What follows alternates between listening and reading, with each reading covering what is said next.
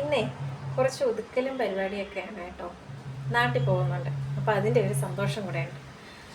അപ്പോൾ എല്ലാം ഒതുക്കി എല്ലാം തുടച്ചൊക്കെ ഇട്ടിട്ട് പോയില്ലെങ്കിലേ തിരിച്ചു വരുമ്പോഴത്തേക്ക് വീട്ടിനകത്ത് കയറുമ്പോൾ എന്തോ പോലെ തോന്നും. അപ്പോൾ എല്ലാം ഒന്ന് തുടച്ച് എല്ലാം നീറ്റാക്കി വെച്ചിട്ട് ബാഗൊക്കെ പാക്ക് ചെയ്ത് പോകുന്നതിൻ്റെ കുറേ നാളായി കേട്ടോ നാട്ടിൽ പോയിട്ട്. ഡിസംബർ ആദ്യം പോയതാണ്, പിന്നെ വെക്കേഷനൊന്നും പോയിട്ടുണ്ടായിരുന്നില്ല. അത് കഴിഞ്ഞ് ഇപ്പോഴാണ് പോകുന്നത്. അപ്പോൾ അതിൻ്റേതായിട്ടുള്ളൊരു സന്തോഷമുണ്ട്. ഇനി നാളെ തൊട്ട് നാട്ടിലെ വിശേഷങ്ങളൊക്കെ കാണാം കേട്ടോ. ഞാൻ ആദ്യമൊക്കെ, അതായത് ഇവിടെ കോട്ടയത്ത് വന്നിട്ടിപ്പോൾ 2-2.5 വർഷം കഴിഞ്ഞു കേട്ടോ. ആദ്യമൊക്കെ നാട്ടിൽ പോകുന്ന സമയത്താണെങ്കിൽ നേരത്തെ തന്നെ ഒരു 2 ദിവസം മുന്നേ തന്നെ ബാഗ് പാക്കിങ്ങും കാര്യങ്ങളൊക്കെ അടുക്കി പറക്കലും ഒതുക്കലൊക്കെ തുടങ്ങും.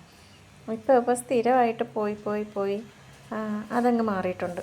മിക്കവാറും ഞാനിപ്പോൾ ചെയ്യുന്നത് പോകുന്നതിൻ്റെ അന്ന് തന്നെ ആണ് ബാഗ് എല്ലാം റെഡിയാക്കലും എല്ലാം ഒതുക്കി വയ്ക്കുന്നതൊക്കെ അന്ന് തന്നെ ആയിരിക്കും. ഈ രാവിലെയാണ് പോകുന്നതെങ്കിൽ തലേ ദിവസം ചെയ്ത് വയ്ക്കും. വൈകുന്നേരം ആണെങ്കിൽ അന്ന് രാവിലെയൊക്കെ തന്നെ എല്ലാം ചെയ്ത് വയ്ക്കുകയുള്ളൂ. പിന്നെ ഈ അടുക്കളയ്ക്കകത്തുള്ള എല്ലാ സാധനങ്ങളും ഒതുക്കി വെച്ചില്ല എന്നുണ്ടെങ്കിൽ ഒരു ചിലപ്പോൾ മഴയുടെ ടൈം, ഇപ്പോഴാണ് വേനലിൻ്റെ ടൈം ആകുമ്പോഴത്തേക്ക് പ്രശ്നമില്ല. മഴയുടെ ടൈമിലാണെങ്കിൽ തിരിച്ച് വരുമ്പോഴത്തേക്ക് പൂപ്പലടിച്ചതുപോലെ ആയിരിക്കും.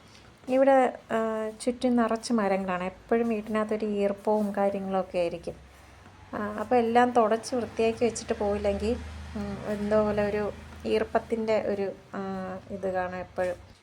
ഈ ഗ്യാസ് വെച്ചേക്കണതിൻ്റെ ആ മൂലയ്ക്കൊന്നും എനിക്ക് എത്തൂല കേട്ടോ കൈയൊന്നും.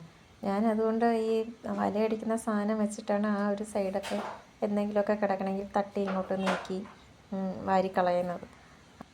എൻ്റെ കയ്യിൽ ഈ ഇരിക്കുന്ന പാത്രം വയ്ക്കുന്ന സാധനമില്ല, ഞാൻ ഇവിടെ വന്ന ടൈമിൽ വാങ്ങിയതാണ്.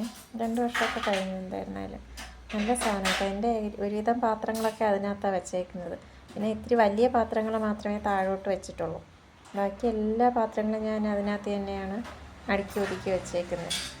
എല്ലാ വെള്ളമൊക്കെ തോർന്ന് നല്ല രീതിയിൽ ഇരിപ്പുണ്ട് എന്തായിരുന്നാലും. പിന്നെ ഈ സിങ്കൊക്കെ കഴുകൽ, എല്ലായിടവും തുടയ്ക്കുക, ഇതൊക്കെ തുടച്ചിട്ടില്ല എന്നുണ്ടെങ്കിൽ പിന്നെ എന്തോ പോലെയാണ്. പിന്നെ ഗ്യാസിൻ്റെ ഇതിൽ കുറച്ച് പാല് കളഞ്ഞിട്ടുണ്ടായിരുന്നു. പിന്നെ അതിനെല്ലാം നന്നായിട്ട് കഴുകി വെച്ചില്ല എന്നുണ്ടെങ്കിൽ അതിങ്ങനെ കറുത്ത് ഒരുമാതിരി ഇരിക്കും. അപ്പോൾ പിന്നെ അതന്നെ എല്ലാം കൈയോടെ അങ്ങ് കഴുകി വെച്ചേക്കാമെന്ന് വിചാരിച്ചു. പിന്നെ ഇനി എന്താ, ഒന്ന് തൂക്കണം, അത്രയൊക്കെ ഉള്ളൂ. തുടയ്ക്കുന്നില്ല, ഇന്നലെ തുടച്ചതുകൊണ്ട് ഇനി തുടയ്ക്കാനൊന്നും നിൽക്കുന്നില്ല. ഒന്ന് തൂത്തിടണം, പിന്നെ ബാഗ് പാക്ക് ചെയ്യണം. അത്രയൊക്കെ തന്നെ ഉള്ളൂ ഇന്നത്തെ ജോലി. ഇന്ന് പിന്നെ ചോറൊന്നും വെച്ചില്ല ഉച്ചത്തേക്ക്. രാവിലെ പിള്ളേർക്ക് കാപ്പിയാണ് കൊടുത്തു വിട്ടെ.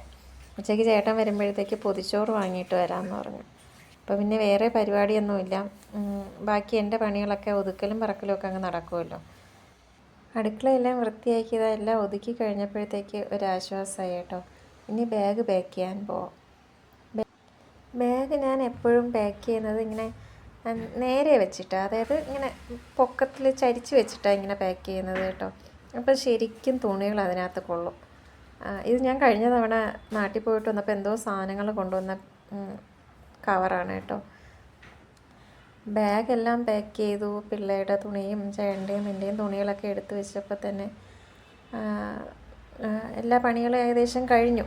ഇനി പിള്ളേർ വരിക, ചേട്ടൻ വരിക, വൈകുന്നേരം ഇറങ്ങുക, ഇത്രയേ ഉള്ളൂ പരിപാടി.